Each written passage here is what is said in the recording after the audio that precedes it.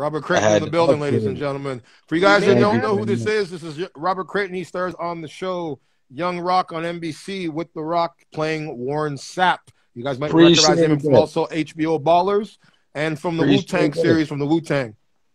Appreciate that, man. Thank you very much for the drop right there. DTEFLON is gonna be my new publicist. He goes in, you know what I mean? Ooh, As that's y'all nice. can hear, you know what I'm saying? As y'all can hear.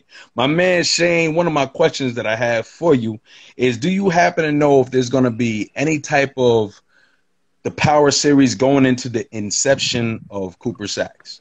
Because I think that would be something that's interesting. What makes you make the choices you make? You know what I mean? Because Ghost's choices, a lot of them, he comes from poverty, he wanted to pull himself up by his bootstraps, stuff like that. But what makes people go so hard to get things done on the right side of the law, going against all odds, is something I think somebody would like to learn about. What builds that character? And then plus, you was a dirty brother on that show, man. We need to find out what caused this dinginess in your man Cooper Saxe's life, because he's a dangerous dude. You know what I mean? Playing evidence, doing all types of stuff. You know what I mean?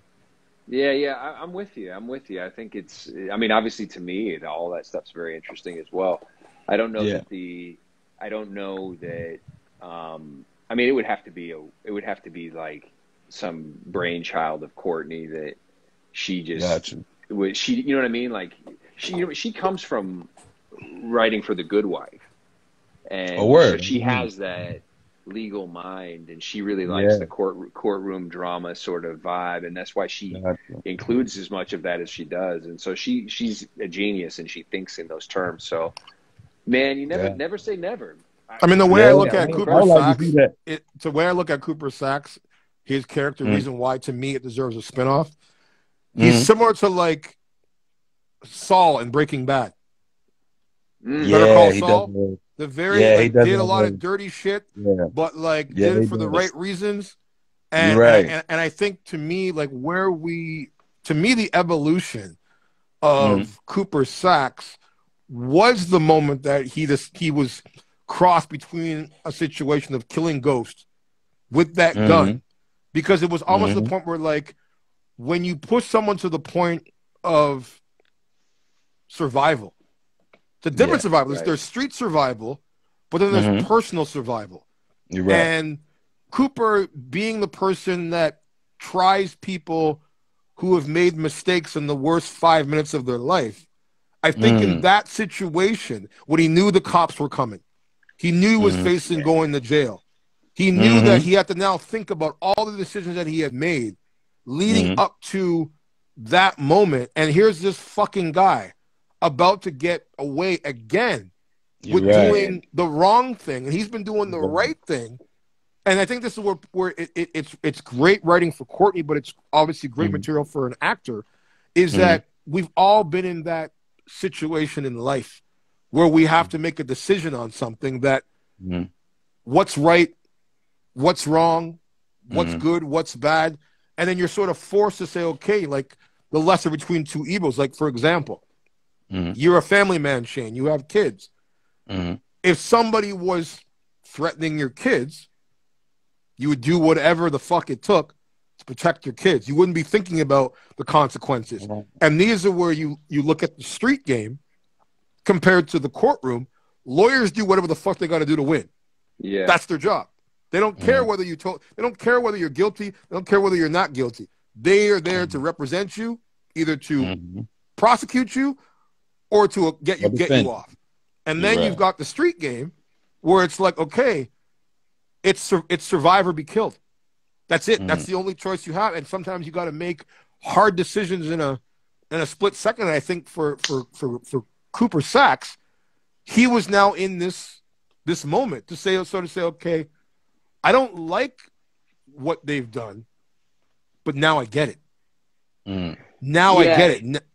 Yeah, and I think too, once he's faced with, when you're backed into a corner and you're actually faced with, which I never have been personally, but if you're really faced with going to jail. Now, maybe there are people out there that are like, yeah, whatever, so I go to jail, no big deal. To me, like, the concept of going to jail and maybe it's just because I watch too much fucking TV, but the idea of going to jail and the shit that you might have to put up with and deal with to survive, it's like, I almost would rather fucking take a bullet than go to jail. Right. You damn right. You damn right.